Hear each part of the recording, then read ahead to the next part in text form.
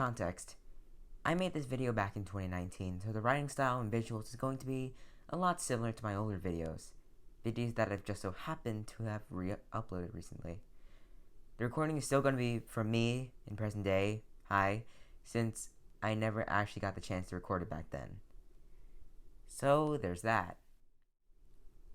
Europe, 1866. 5 decades have passed since the end of the Napoleonic Wars. Central Europe is divided between Prussia, Austria, and 37 other small states.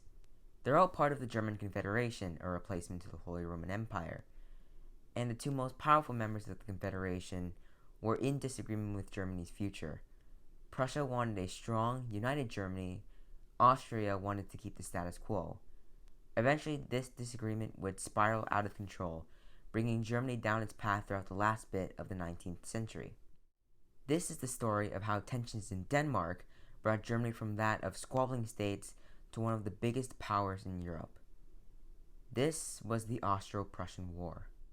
1 year prior, Prussia and Austria occupied their holdings in southern Denmark, after gaining that territory in the Second Schleswig War. Schleswig went under Prussian authority.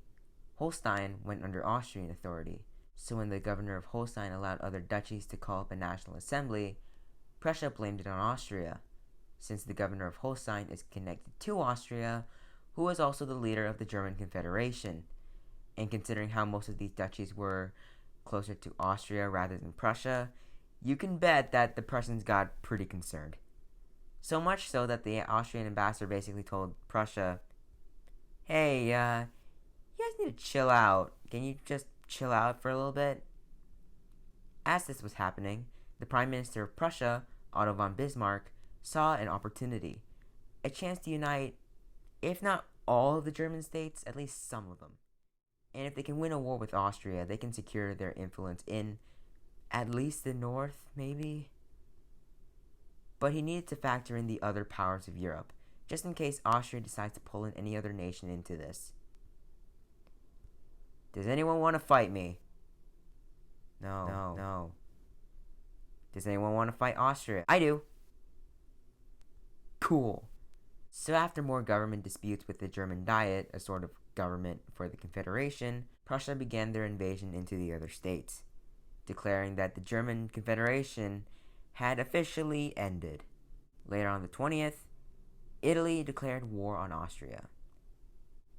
Now, considering that the war is like 7 weeks long, I'll make this very quick. Though there was some fighting in this place, after taking Saxony, most of the Prussians began moving eastward, reaching Austrian Bohemia. Meanwhile, Austria was moving north into Prussian Silesia. On July 3rd, the two armies met at this place. The Austrians outnumbered the Prussians and had better positions. The Prussians, however, were able to advance closer to the Austrians, who weren't prepared for close-range warfare. The Prussians also had a pretty nifty gun that allows them to reload while on the move, something the Austrians didn't have. The Prussians continued to close in on the Austrians, and as the Austrian defense line began to break down, the Austrians had no choice but to retreat. The Prussians lost 9,000 men. The Austrians lost 40,000, with another 20,000 captured. But the Prussians weren't done with the Austrians just yet. Oh no, sir. They began chasing down the Austrians across Bohemia for the rest of the war. But although most of the fighting was in Bohemia, it wasn't the only theater.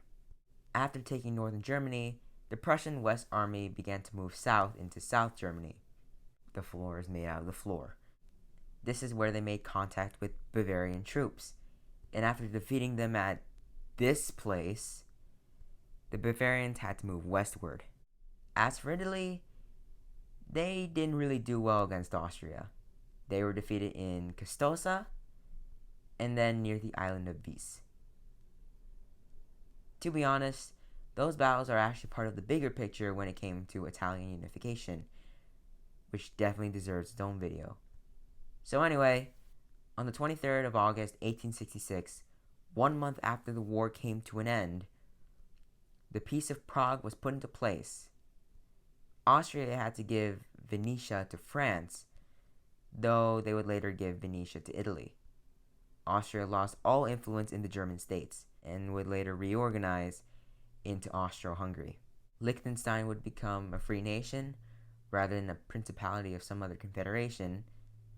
And of course, Schleswig, Holstein, Hanover, Saxony, and many others would join Prussia and form the Northern German Confederation.